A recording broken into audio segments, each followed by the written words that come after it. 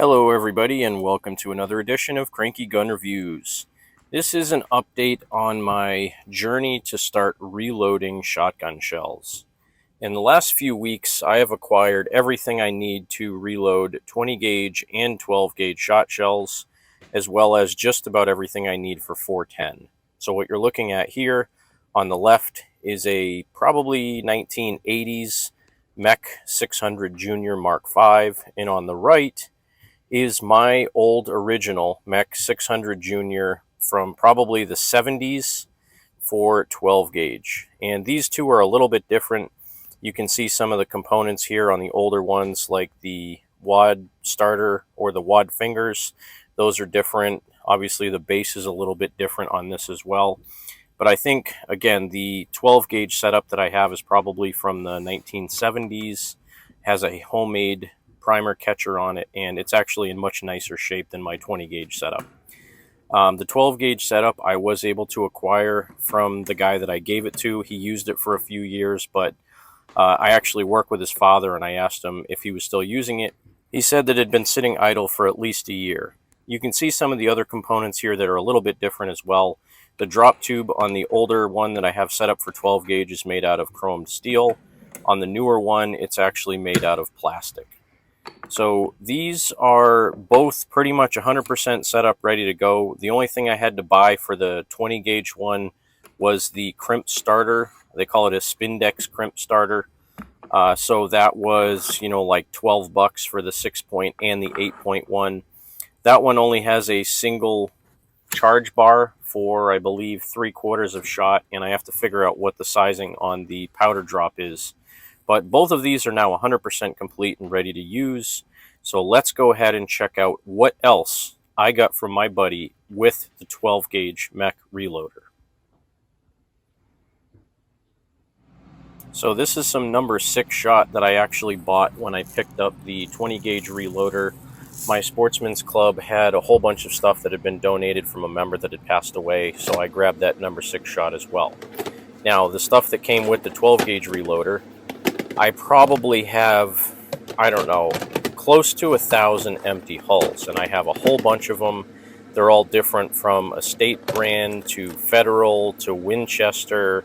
I have some high brass, some low brass. These are some federal grand or gold medal grand. I probably have about 200 of those in there. A lot of these have been deprimed already. Some of them have not been, but there's a whole bunch of really useful shells in here, all different, brands and models, things like that. Anything from 7.5 ounce, 7.5 shot, 8 shot, 9 shot, 1 ounce, 1 1/8 ounce, 1 1/4 ounce, and some slug shells as well, or hulls rather. So I'm just showing you here, I got a whole ton of different hulls. The previous owner had printed out a whole bunch of loading charts. Some of these I think are a little bit useful, some of them aren't. He didn't really mark what powder bushings he used with the powder that he gave me as well, so I kind of have to go back and do all my own research, which is what I've been doing for the past couple days in my free time. Gave me a whole bunch of shell holders to use after they've been reloaded. Now, as far as wads go, I got 2 different kinds of federal wads, the pink ones and the brown ones. I looked them up, but I don't have the numbers off the top of my head. These are Winchester 8S wads, or figure 8S wads. Those are going to be very useful. Moving on to the next container. Inside here, there's a bunch more of still primed hulls or used hulls that have not been deprimed. Some more 12 gauge, some 20 gauge, and some more random 12 gauge. Also got about a half bottle of number 7.5 shot, which is still probably what I'm going to start reloading with because it's already in the bottle. And again, some more hulls. That's it for this box. Let's move on to the next one.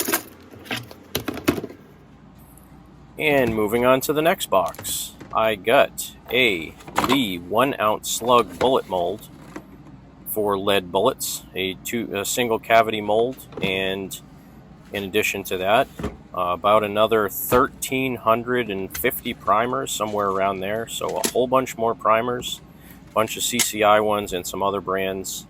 Very good to have those. In addition to that, even more hulls the Okie in that container.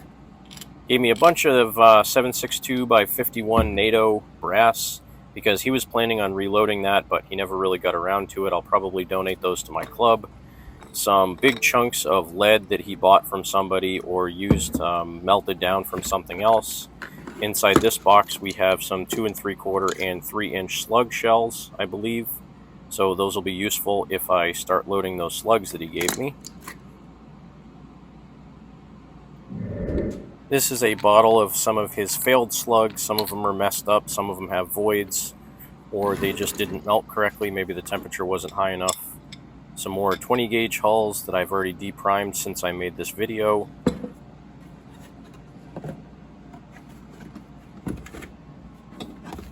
Some more 12 gauge hulls. I think these were all given to him from somebody else, that's why they're all in jars. And some random ones that look like they've been reloaded a bunch of times. Those ones I was practicing crimping on because some of them are pretty bad. So let's move on to the next goodie bag. Inside here we have 30 pristine 1-ounce Lee slugs and a small powder measure and 1 .308 bullet. So these particular ones I will load. I'm still working on load data for these. Just because I don't have the powder that's available to me, so I've been looking on Ballistic Incorporated and some other websites. I got 3 different charge bars with the 12 gauge. I got about 5 or 6 different bushings, I think a 26, 27, 29, 31, and 35 bushing, so a whole bunch of different bushings to try out for different loads. 2 bars that have the replaceable bushings in them. I think one's a 1 1/8 and one's a 1 1/2.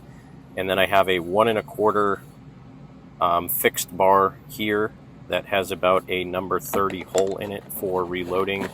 And then some random percussion cap primers that I have no idea what to do with. Moving on, I have some overshot cards to go on the top. I may end up using these for the slugs or whatever I feel like using them for. I don't have a roll crimper yet. I just have a number 8 crimper on the 12 gauge setup right now. So maybe these will come in handy for something if I end up getting a roll crimper. So here's the rest of the wads that I got. Again, some Federal pink wads and some more of those Remington figure 8 S wads. Those are really good from what I understand. In here I have the instructions for the Lee bullet mold, and I have another 200 already deprimed hulls. These are a State brand, I believe, and they're ready to rock and roll, ready to load. These are probably the first ones that I'll use. Below that, there is another 200 of the same shells that are already primed and ready to load. So again, I'll probably start out with these shells just because they're already primed, and I know they have new primers in them. I believe he put CCI primers in these. So these are ready to rock and roll. That's what I'll start loading with. Moving on now, he has about a 1/4 of a bottle of tightwad Hodgkin powder that's already loaded inside that bottle. There's about a 1/2 pound of that Hodgkin ready and a full pound of green dot. More 7.62 by 51 shells again that I probably will just donate to my club because I have no intention of reloading rifle shots right now. Some case lube. Next, I have a full brand new bag of Eagle 7.5 shot 25-pound bag. So I am ready to reload, and I'm glad I have that because the only other shot I have right now is number 6. So that about sums it up for this video. What I did was take the 2 mech loaders, I took some 1/4-inch bolts, and I had these shelves that I got from a company a couple of towns over from me that builds big displays for trade shows. They had thrown out a whole bunch of these shelves. So these are like really heavy-duty, high-grade plywood. They're about 1 inch thick. So I drilled holes, I screwed the mech loaders onto those plywood boards, and I gave them each a little tiny bit of oil on the moving part. So these 2 presses, both the 12 gauge and the 20 gauge, are ready to reload.